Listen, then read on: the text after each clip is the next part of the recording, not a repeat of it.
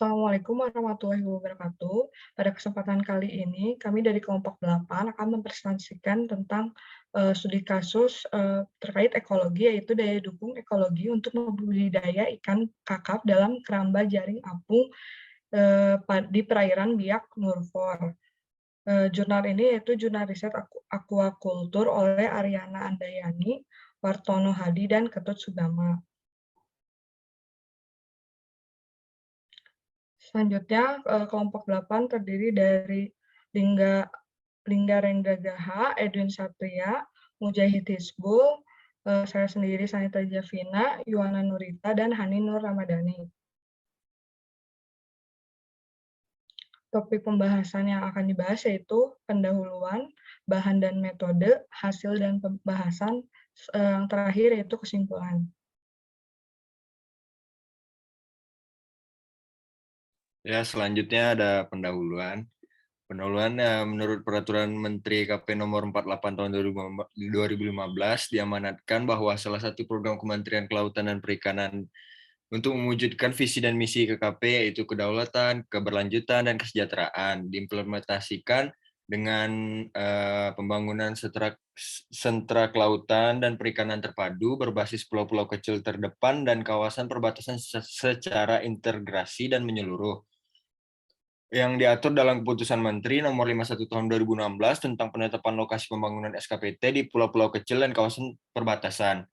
Dalam Permen KP tersebut disebutkan bahwa pembudidayaan ikan merupakan salah satu target program yang akan dikembangkan menggunakan pendekatan EAA yang mengedepankan pembangunan berkelanjutan, ekuitas, dan ketahanan. Tujuan dari penelitian ini adalah mengkaji kelayakan lokasi untuk budidaya ikan kakap dan estimasi daya dukung ekologi di Pulau Nusi dan Teluk Urfu, Kabupaten Biak Numfor. Next. Selanjutnya ada pemilihan lokasi. Menurut Keputusan Menteri Nomor 51 Tahun 2016 tentang penetapan lokasi pembangunan sentra kelautan dan perikanan terpadu di pulau-pulau kecil dan kawasan perbatasan, dan Keputusan Menteri Kelautan dan Perikanan Republik Indonesia Nomor 62 Tahun 2014 tentang rencana pengelolaan dan zonasi Taman Wisata Perairan Kepulauan Padaido dan laut di sekitarnya di Provinsi Papua tahun 2014 dan sampai dengan 2034. Terpilihlah penelitian ini dilakukan di dua lokasi, yaitu di Teluk Urfu dan di sekitar Pulau Nusi, Kabupaten Biak Numfor, Papua. Dapat dilihat bahwa yang segitiga merah itu titik pengambilan sampelnya. Next. Untuk selanjutnya ada pemilihan komoditas, di mana dalam penelitian ini pemilihan komoditas itu yaitu ikan kakap putih.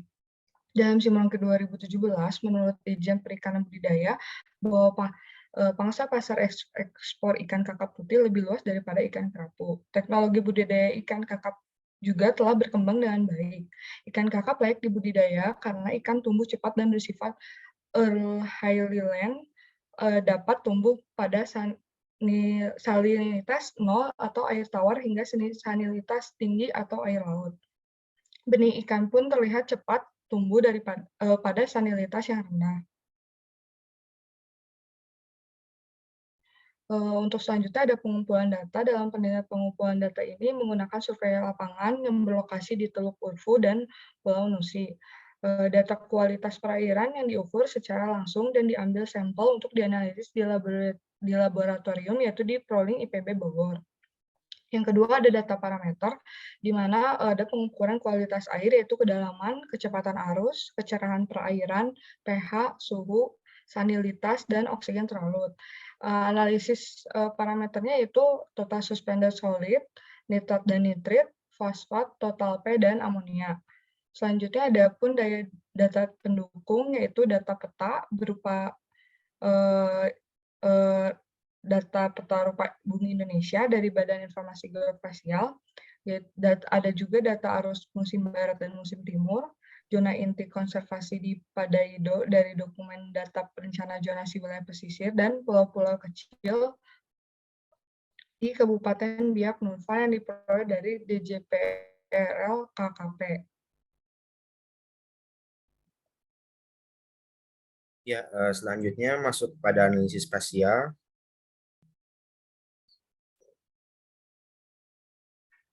yang dimana data kualitas perairan yang berupa titik interpolasi dan dengan metode Inverse Distance Weight atau IDW, hasil interpolasinya berupa data raster yang kemudian dikelaskan berdasarkan kriteria sesuai dan tidak sesuai menggunakan menu raster kalkulator.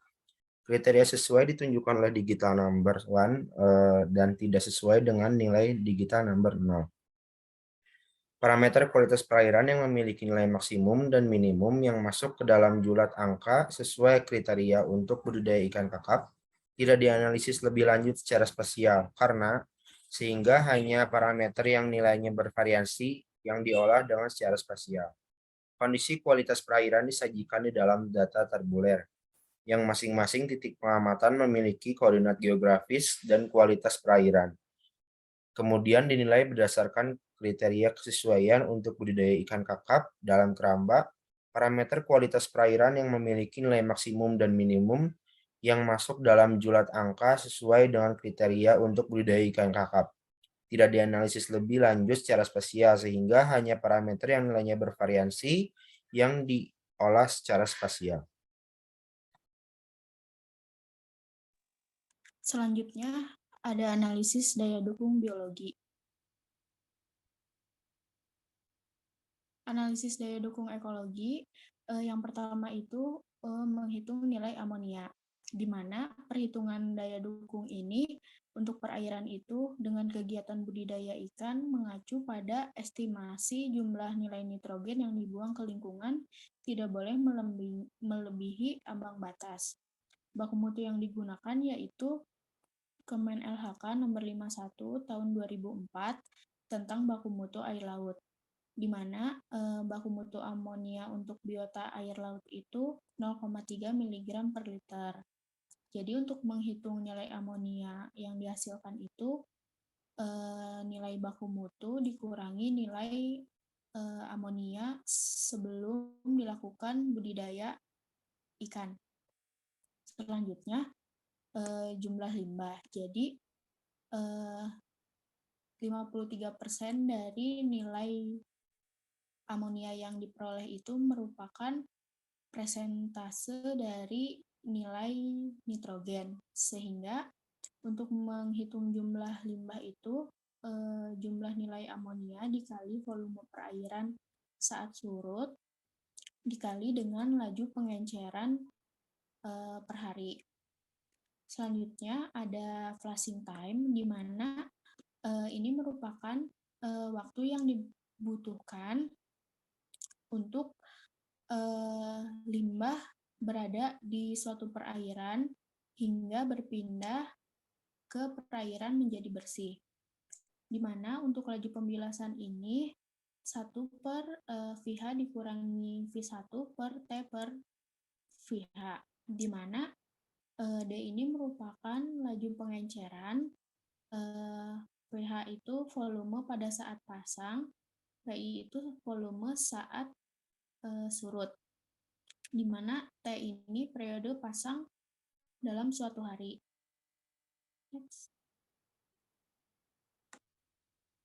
Kemudian selanjutnya adalah perhitungan kapasitas produksi, di mana ini merupakan kapasitas produksi yang diperbolehkan di mana jumlah ikan yang didapat atau yang diproduksi tidak melebihi ambang batas.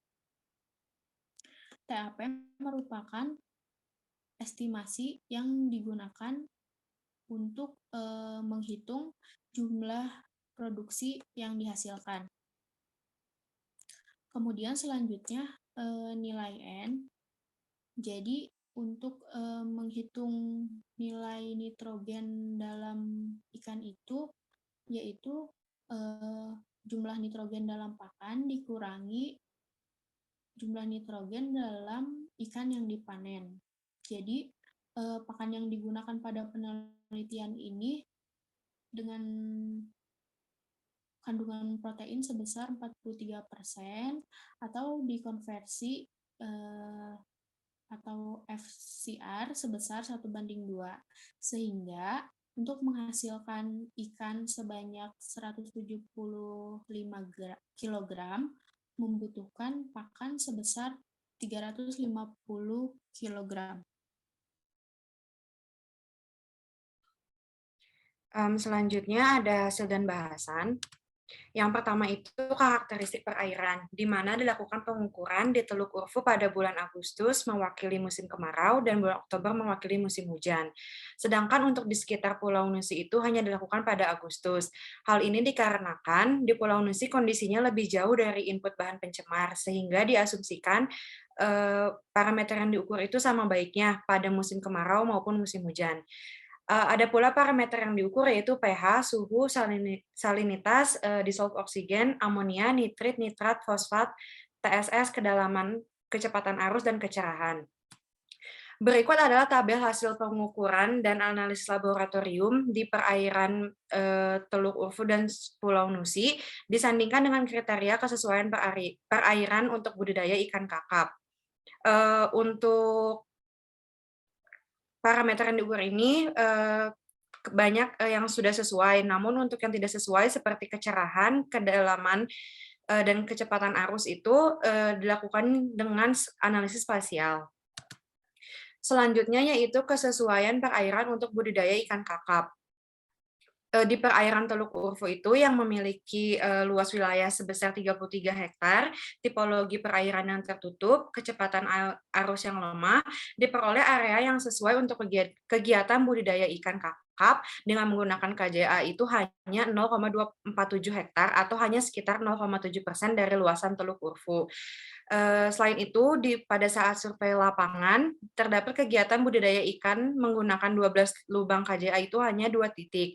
Dan hasil analisis spasial ditemukan bahwa lokasi budidaya existing di perairan Teluk Urfu itu tidak masuk dalam wilayah yang sesuai. Selanjutnya untuk di perairan sekitar Pulau Nusi, di mana terletak antara 3 pulau berpenghuni, yaitu Pulau Nusi, Pulau Pai, dan Pulau Miosmundi. Merupakan lokasi yang cukup luas dengan total area kajian itu sebesar 6,43 hektar. Dan hasil analisis spasial yang diperoleh yaitu sesuai untuk KJA sebesar 324,11 hektar atau sekitar 12,26% dari luas total area kajian. Berikut adalah peta kesesuaian perairan untuk budidaya ikan kakap Teluk Urfu dan di sekitar Pulau Nusi. Untuk yang warna hijau itu yang sesuai, dan untuk yang warna biru itu yang tidak sesuai. Baik, selanjutnya ada daya dukung ekologi, di mana menurut Undang-Undang Nomor 32 Tahun 2009 mengenai perlindungan dan pengelolaan lingkungan hidup, daya dukung lingkungan adalah kemampuan lingkungan hidup untuk mendukung kehidupan manusia, makhluk hidup lain, dan keseimbangan antar keduanya. Nah, menurut Inggris yang dikutip dari McKinsey, daya dukung diklasifikasikan menjadi 4 jenis, yaitu daya dukung fisik, produksi, ekologi, dan sosial. Nah, pada kesempatan ini, untuk daya dukung ekologi dapat kita definisikan di mana merupakan tingkat maksimum produksi yang dimungkinkan tanpa memiliki dampak ekologi yang tidak dapat diterima. Nah, selanjutnya hasil dari analisis daya dukung yang sudah disampaikan sebelumnya, perhitungan daya dukung budidaya ikan dalam keramba jaring apung dilakukan berdasarkan input pakan dan pupuk dengan mempertimbangkan konsentrasi nutrien di awal sebelum melakukan budidaya. Nah, pada studi kasus ini, kandungan nutrien didasarkan pada konsentrasi amonia dalam perairan. Perhitungan daya dukung lingkungan ini memerlukan beberapa parameter. Dapat dilihat pada tabel bahwa terdapat beberapa parameter. Yang pertama, luas kesesuaian, selanjutnya luas unit budidaya, lalu ada nitrogen awal atau amonia, lalu ada nitrogen baku mutu atau amonia dengan baku mutu 0,3 mg per liter. Selanjutnya ada delta nitrogen amonia dan delta nitrogen. Next. Nah, di sini berdasarkan hasil pembahasan dan hasil analisis, maka dapat disampaikan bahwa pemberian pakan pada kegiatan budidaya ikan dapat berpengaruh terhadap kenaikan nutrien perairan, dan jika melebihi ambang batas akan menyebabkan penurunan kualitas perairan tersebut. Nah, maka oleh sebab itu nutrien nitrogen dan fosfat berperan penting dalam nutrien utama. Namun menurut Suwardi, Nutrien yang menjadi faktor pembatas pada perairan laut biasanya adalah nitrogen. Walaupun keberadaan nitrogen sedikit, namun kandungan nitrogen itu dapat mengganggu produktivitas di perairan. Selanjutnya, nitrogen dalam air terbagi menjadi 4 bentuk, yaitu nitrat, nitrit, amonia, dan nitrogen organik. Nah, untuk pada studi kasus ini yang dijadikan acuan itu hanya amonia, karena di sini ada hubungan antara pakan dengan total ikan yang dihasilkan gitu. Nah, selanjutnya konsentrasi maksimum amonia seperti yang tadi telah dijelaskan pada tabel yaitu 0,3 mg per liter.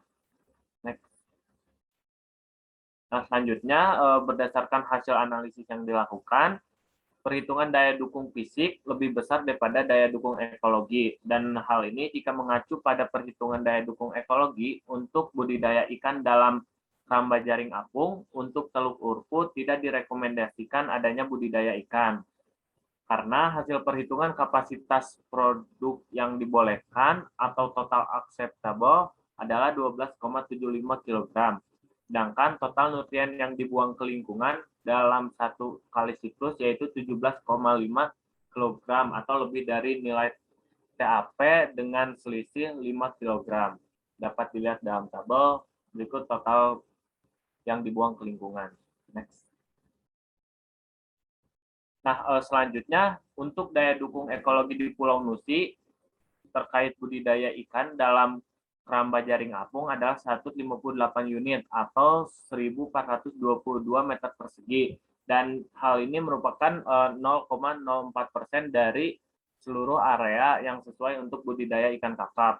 Nah, jika per unit mampu produksi 175 kg atau 0,175 ton, maka bisa menghasilkan produksi sekitar 27,65 ton per siklus. Nah, kondisi saat ini belum terdapat keramba jaring apung yang terpasang di lokasi ini, sehingga pengembangan masih dapat dilakukan dengan sangat luas.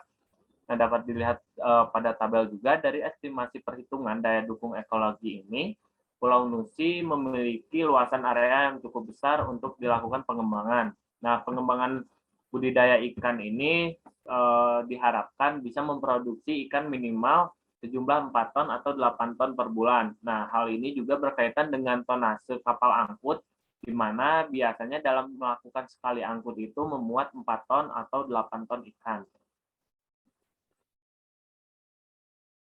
Ya, selanjutnya kesimpulan yang kami dapat dalam pembahasan kali ini yaitu area yang potensial untuk pengembangan budidaya laut, utamanya ikan kakap putih, di Laut Nusi adalah 324,11 hektar, sedangkan untuk Teluk Urfu yang airnya sangat kecil yaitu 0,247 hektar. Di Teluk Urfu tidak direkomendasikan untuk budidaya ikan mengingat daya dukung lingkungan yang kurang memadai. Lokasi budaya laut yang pengembangannya masih sangat luas adalah di Pulau Nusi, yaitu 158 lubang KJA atau menempati area 1.422 meter persegi atau 0,404 di area yang sesuai untuk budidaya ikan kakap putih. Berikut kita menggunakan jurnal yang berjudul Daya Dukung Ekologi untuk Budidaya Ikan Kakap dalam Keramba Jaring Apung. Ya, cukup sekian untuk kelompok 8. Mohon maaf apabila ada kesalahan. Wabillahi taufiq wal hidayah. Wassalamualaikum warahmatullahi wabarakatuh.